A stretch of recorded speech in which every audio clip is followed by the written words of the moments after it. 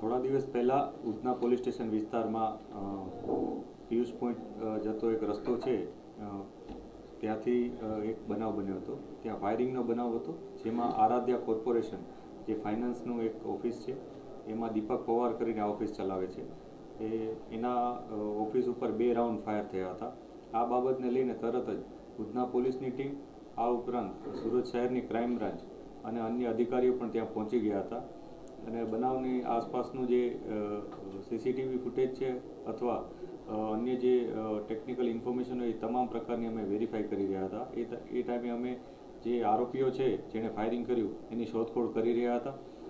અને આ સાથે અમારા જે ખાનગી બાતમીદારો હોય એને પણ અમે એક્ટિવેટ કર્યા હતા કે જલ્દથી જલ્દ અમને આરોપીઓને આઈડેન્ટિફાય થાય અને પકડાઈ જાય એના માટેના અમારા પ્રયાસ ચાલુ હતા. આ માટે એક વ્યવસ્થિત રીતના આયોજન કરવામાં આવ્યું, જેમાં શહેર ક્રાઇમ બ્રાન્ચની ટીમ અને ઉધના પોલીસ સ્ટેશનની સર્વેલન્સ તથા અન્ય ટીમોને સાથે રાખી અને અલગ અલગ ટીમો બનાવવામાં આવી. આ બધી ટીમોએ સીસીટીવી ફૂટેજ ચેક કર્યા, ટેકનિકલ ઇન્ફોર્મેશનો એ ગેધર કરી. એ ઉપરાંત અમે જે બાતમીદારો અને આસપાસના જે લોકો હોય છે, જે લોકોએ નજરે આ ઘટના જોઈ હતી, એ લોકોને નિવેદનો લઈ અને આખી ઘટના કન્ફર્મ કરતા હતા. એમાં અમને 2 નામ મળ્યા હતા શરૂઆતમાં. એક ગુરુમુખ ઉર્ફે ગુરુ, સન ઓફ કૃપાલસિંહ ચીખલીગર, અને એક શુભમ ઉર્ફે માફિયા. આ 2 વ્યક્તિઓના નામ મળ્યા હતા. ત્યારબાદ વધુ ઊંડાણપૂર્વક તપાસ કરી હતી ત્યારે ખ્યાલ આવ્યો હતો કે આ ઘટનામાં કુલ 6 લોકો સામેલ છે.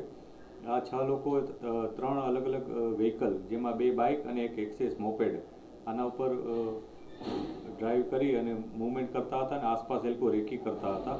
જેમાંથી 2 વ્યક્તિઓ શુભમ ઉર્ફે માફિયા, ધીરેન્દ્ર પ્રતાપસિંહ, અને ગુરુમુખ ઉર્ફે ગુરુ, સન ઓફ કૃપાલસિંહ ચીખલીગર, આ બંને જણાઓએ પોતાની બાઇક ઉપરથી આવી અને આરાધ્યા કોર્પોરેશન નામની ઓફિસ ઉપર ફાયરિંગ કર્યું હતું અને 2 રાઉન્ડ ફાયર કર્યા હતા અને એ લોકો ત્યાંથી નાસી ગયા હતા. આ દરમિયાન જે બીજા 4 જણા હતા જે અન્ય 2 વ્હીકલ ઉપર હતા, એ લોકો પણ ત્યાંથી નાસી ગયા હતા અને પોલીસે એ લોકોની તપાસ શરૂ કરી હતી. પોલીસે આમાંથી 3 આરોપીઓ, જે અલગ અલગ ટીમો બનાવી એ મુજબ 3 આરોપીઓ પકડ્યા છે.